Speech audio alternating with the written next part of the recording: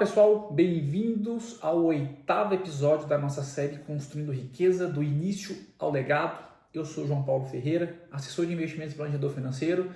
E, bem, nas últimas semanas a gente falou ali sobre os pilares da fundação e sobre a importância de diversificar o seu patrimônio. Esse especificamente falamos no último episódio.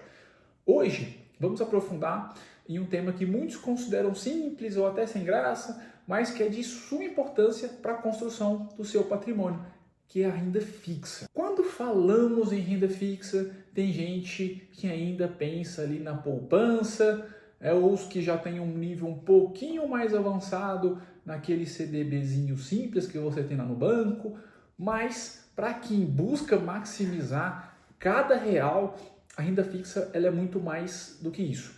Então ela acaba sendo ali uma ferramenta de rentabilidade, segurança e o mais importante, de otimização tributária. A gente vai entender isso aí no detalhe, tá?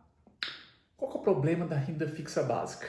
O grande erro que o investidor comete, principalmente para aqueles mais conservadores, é alocar uma parte significativa do seu patrimônio em produtos que, mesmo sendo seguros, acabam não entregando um retorno líquido tão atraente. A poupança, por exemplo, na maioria das vezes, perde para a inflação.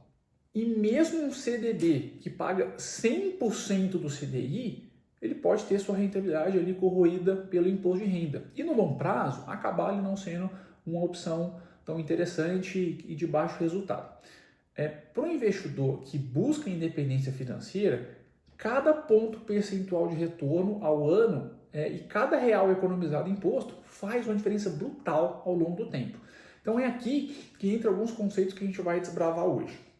A boa renda fixa, nós vamos chamar dessa forma, é aquela que, com o mesmo nível de segurança, oferece um retorno superior, seja por uma taxa mais alta ou talvez ali pela isenção fiscal. A gente vai explorar algumas dessas opções e quais seriam as principais para compor o seu portfólio. A primeira opção ali seria as LCIs e as LCAs, letras de crédito imobiliário e do agronegócio. O que são elas?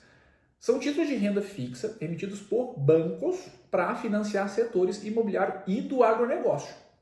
Então, basicamente, você empresta o seu dinheiro para o banco que repassa para esses setores. Qual que é a grande vantagem?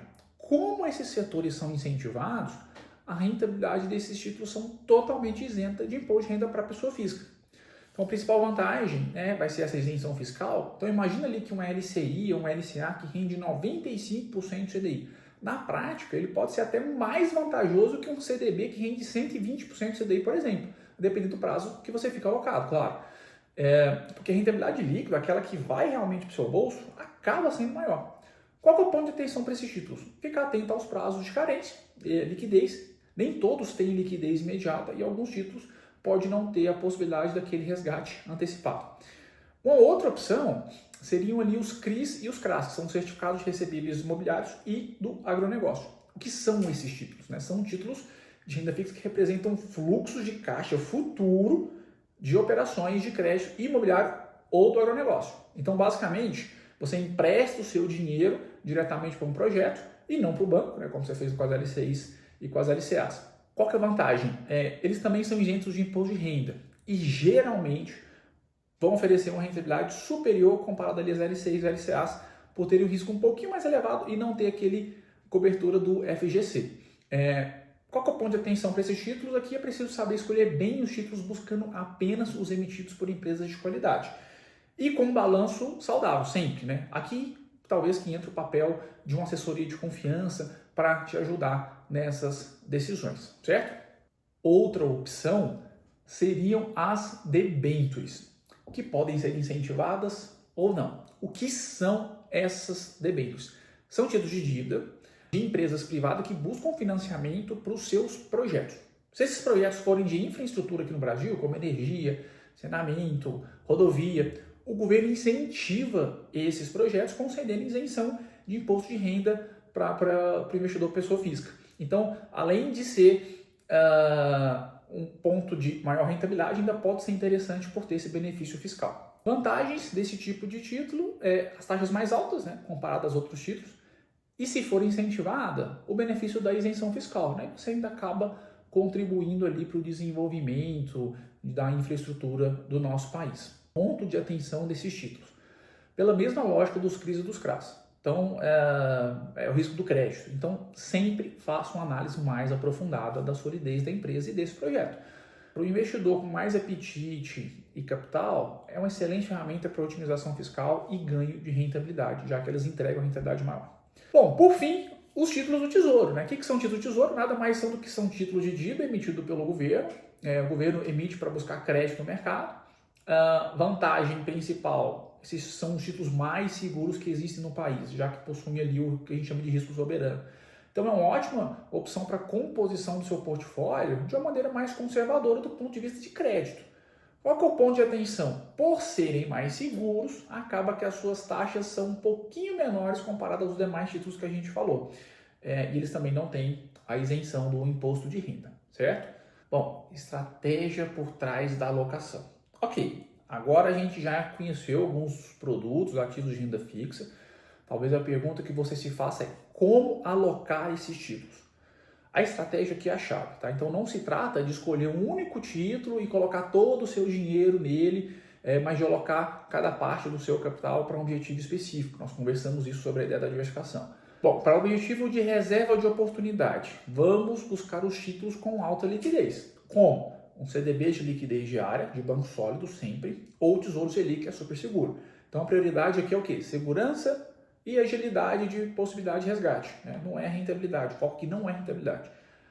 Para quem tem metas de médio prazo, 3 a 5 anos aproximadamente, né, que a gente pode buscar as LCIs e LCAs, alguns CRIs e CRAs com prazos um pouco mais curtos, para captar, buscar essas taxas melhores, né, e essa isenção fiscal. Tá?